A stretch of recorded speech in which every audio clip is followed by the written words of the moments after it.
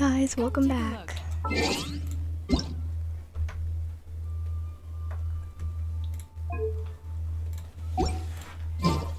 Welcome back to Genshin. I'm all for work life. We're doing that. We should finish soon. Yeah, we should finish soon. So let's just try and finish today. I just got OBS, so I'm trying to figure out how that works. And then, I'll be able to not record on Bandicam anymore. And this pillager is in my way. So I'm going to fight it. Anyways, I'm gonna try and make sure so the sharks don't see me, but it turns out I failed.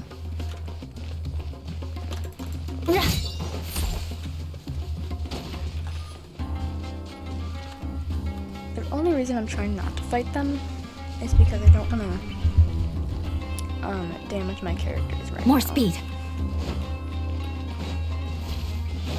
And by the way, if you're wondering, I will be doing Beg for mercy. challenges of Aubrey in Genshin. She doesn't play Genshin much, so you'll have to just bear with her. She doesn't play Genshin much. Crush. But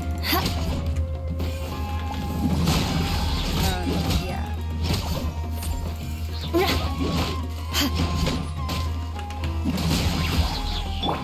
Fuse is lit.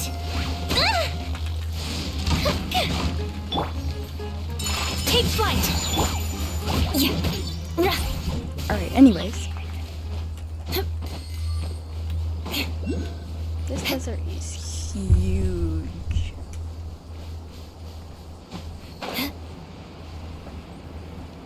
I don't know if you watched the last part, you should have. But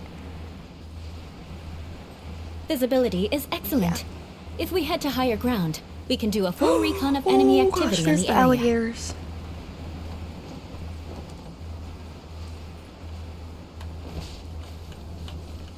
Oh god, the alligator! Alligator, alligator, alligator, alligator, alligator, alligator, alligator, alligator, alligator, alligator. Oh, the alligator's chasing me. Okay, the alligator went away. I still don't know what they're called, by the way. I just call them alligators. And we learned last part that these are not actual... These are not actual,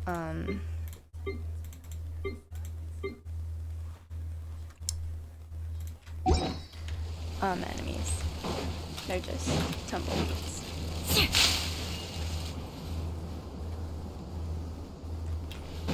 Which I'm not going that way. Oh. More speed.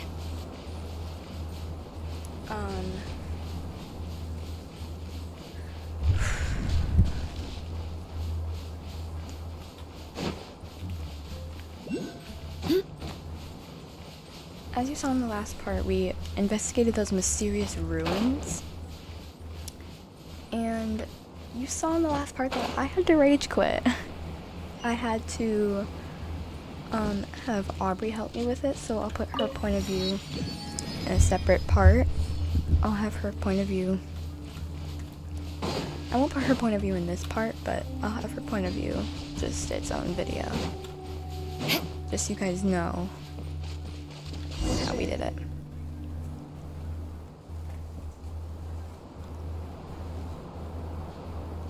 Raman, we're here. Everything's been arranged. Someone will bring the village keepers back to Aru village shortly. I guess all I can say now is thanks for agreeing to help. Don't mention it. I think we can both agree you went to hell and back for it. But we share a common cause now. From here on out, we're allies. Where are the perpetrators? I'll bring you to them. Follow me. I still don't trust this guy.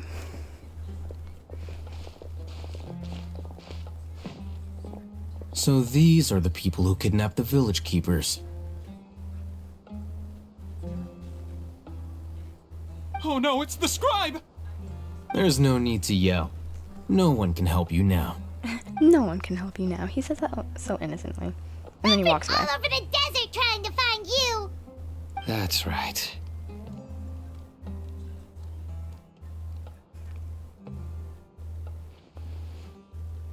General Mahamatra? No, no! Make it quick, please! Swift and painless. Whoa. The moment they set eyes on Sino, they turned pale like they've seen a ghost. You should have known that I would be coming for you. Wait, we were just following orders. You know what I'm talking about, right? There's no way we could have done all this by ourselves. No, not Sino. He's gonna tear us limb from limb. I could do worse. Please have mercy. Start talking. Otherwise, I'll have to resort to other methods.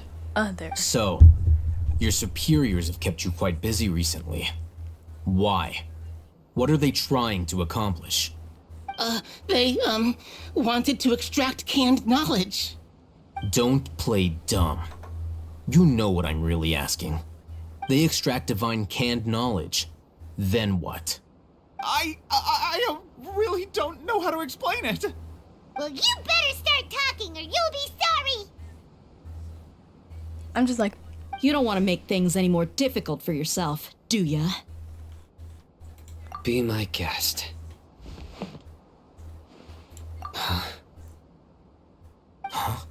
Uh-huh. That sure didn't sound like a fancy metaphor or anything. You're serious, aren't you? How did you know? There's no use hiding it now.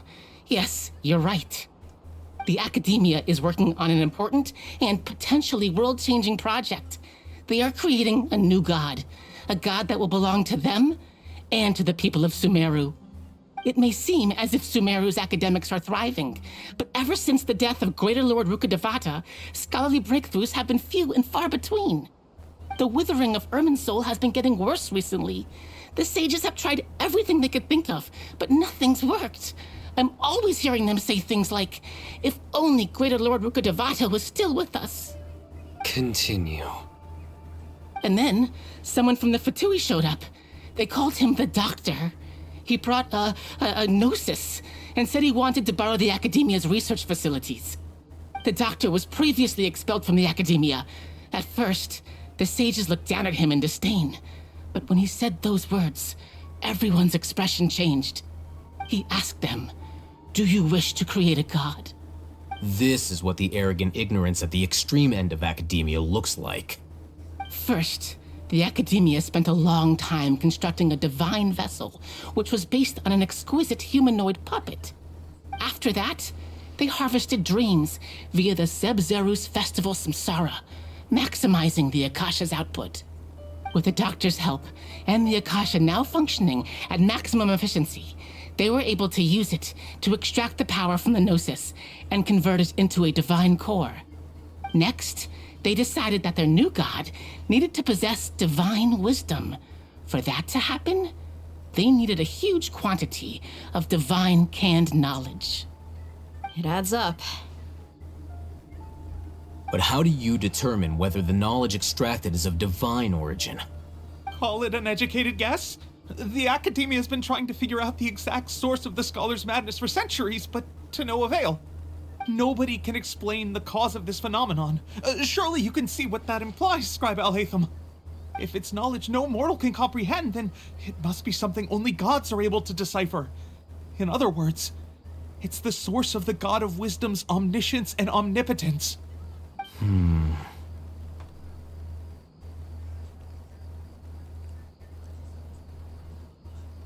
You must have noticed by now. The Academia doesn't care about who their god is. It's the ability to exercise control over knowledge and wisdom that matters. It is as if they are cursed with a desire for omniscience and omnipotence that burns in their blood. Some organisms demonstrate phototaxis, and thus orient their entire lives in respect to sources of light. For the sages, their only source of hope is the existence of a deity who embodies the acme of wisdom. This is but a form of phototaxis. For many scholars, The absence of a god of wisdom means stumbling in the darkness for the duration of their lives. Then what does Lesser Lord Kusanali mean to you? Is she not a true god present in this world?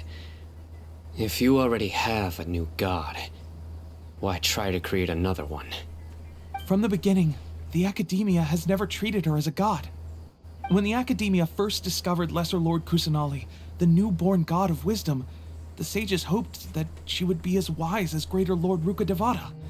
But upon evaluation, they found that at the time she possessed no more intelligence than any ordinary human child. The sages never had a ruder awakening. This forced them to accept that Greater Lord Rukkhadevata had indeed passed away. Not to mention that Lesser Lord Kusanali's gnosis had been used to power the Akasha this entire time. By herself, she has neither an Archon's raw power, nor the spectacular insight expected of a god of wisdom. Slowly but surely, people began to forget about her existence. So, this is the path the sages have chosen. Even now, they still refuse to acknowledge Lesser Lord Kusanali. I never imagined a god could be subjected to such cruelty. All right, let's try to keep our cool. If everyone's in a bad mood, then let's change up our scenery. Raman, give me a few men to help us escort the village keepers back to the village. And these two scholars, they're coming too.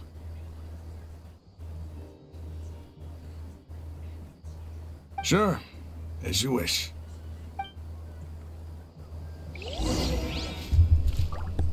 They get what they deserve.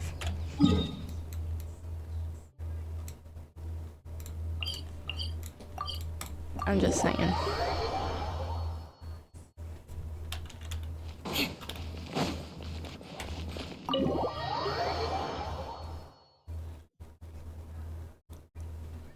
The village keepers you found have all been returned to their homes, and each one has a dedicated caregiver to look after them. The two new scholars are being kept under close supervision, too. Really great work, everyone. The atmosphere is so heavy. It's hard to not feel weighed down by what we just learned. Despite everything Lesser Lord Kusanali has done for her people, the Academia has abandoned her in the sanctuary of Cernat'la, even though she's protected every small and childlike god in the world. Say something! Stop spacing out! Come on, is there nothing left to talk about? In that case, let's all get some water and try to think about something else. Or I can go fetch some snacks. Oh, Paimon's so coming with you! Do you have any plans, Traveler? Gods above, you're not talking about work, are you? So you were still withholding some information?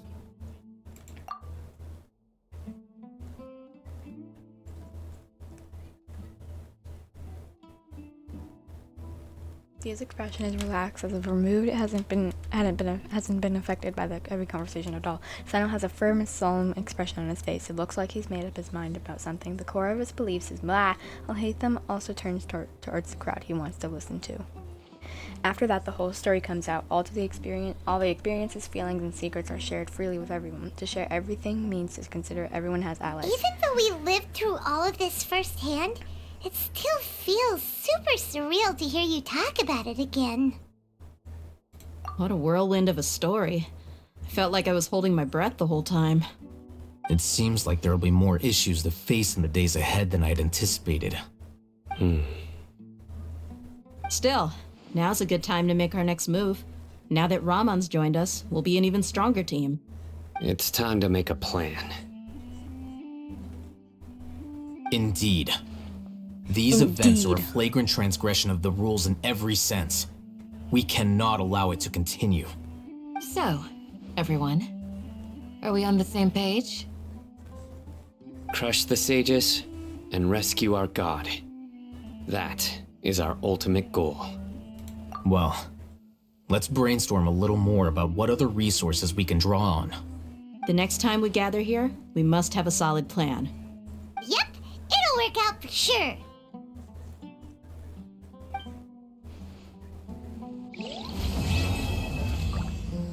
Whoa! They completed it. Do you guys know what that means? We can do Naida's story quest. I'm so excited. Super excited. Okay, I know this episode, I know this part was short. I'm used to saying episode. But, me and Aubrey might play Genshin for a little while, and then maybe we'll do a couple challenges, who knows. And then, I'll hate them. You want to do the outro this time? Your memory is far superior to mine. You want to do the outro? By the way, do you still remember? Don't rush. This is a big undertaking, and the planning and preparation for what lies ahead will no doubt take some time. Take it slowly. We need to make sure the plan is as effective as possible. He's starting to read his book again. Hey, are you even listening? Would you like me to lend you something to read? No way. Your books aren't quite to Paimon's tastes. I was joking. I know my books are far too difficult for you, and I have no intention of lending them out. Ugh, you're so annoying. He kind of is, you know. Alright, I guess that means a no. Dia, you want to do the outro? The past few days have been some of the most challenging work I've ever taken on, and none of it'll earn me a single mora. I can't believe it. Look on the bright side, Dia. Maybe we'll get a huge reward after this is all over. You've got a point.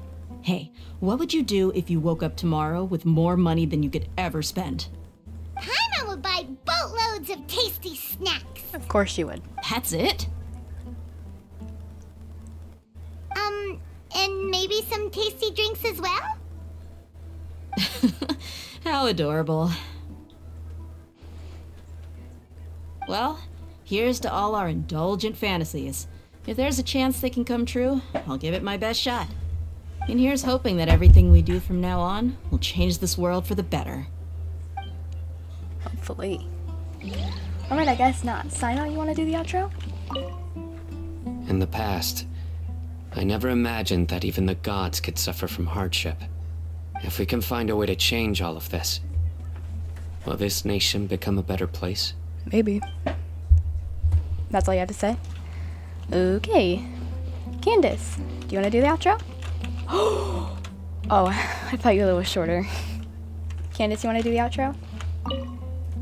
You must let me know if there's anything I can do to help. Though I cannot leave Avra Village, I can't help but feel stirred when I see the looks in your eyes. I've never felt as roused as this when fighting alone in the past. Okay. I suppose this must be the power of camaraderie. Okay, I guess not. So... I guess I'll do the outro. Oh my gosh. Stop staring at everyone. I guess I'll do the outro. Hope you guys enjoyed this part. Nobody wanted to do the outro, so I guess I have to do it myself. I mean, I'm a YouTuber here, so.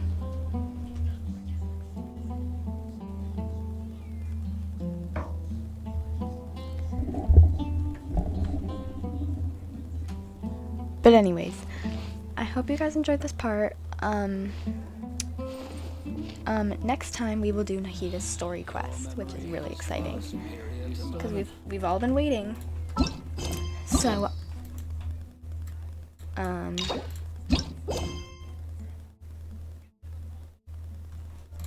what? Do we still need to do another quest? Hold up. Hold up. Prats share the same cultural heritage, but the We knights won't had even enough do it sense next to time. do away with all the superfluous detail. Okay, that's disappointing, but anyways, that's the next quest we'll be doing, and yeah, I might do some challenges with Aubrey, and then maybe we can do the quest some other time. But anyways, I hope you guys enjoyed this part. Bye!